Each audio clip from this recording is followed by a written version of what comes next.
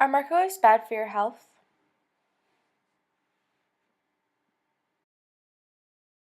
The answer is no.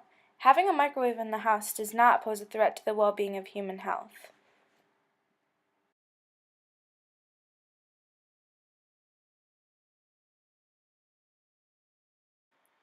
Because microwaves are a form of electromagnetic radiation. They are waves of electrical and magnetic energy moving together through space. The FDA makes sure that the microwaves don't hurt human health by setting and enforcing standards of performance for the electronic products to make sure that the radiation does not pose a threat for hazard to public health. The standards also requires that all ovens have two independent interlock systems that stop the production of radiation waves the moment the latch is released or the door is open so the waves don't leave the oven.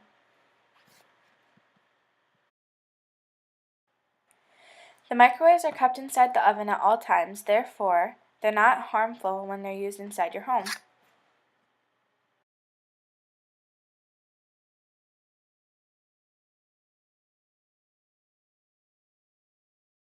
Thanks for watching.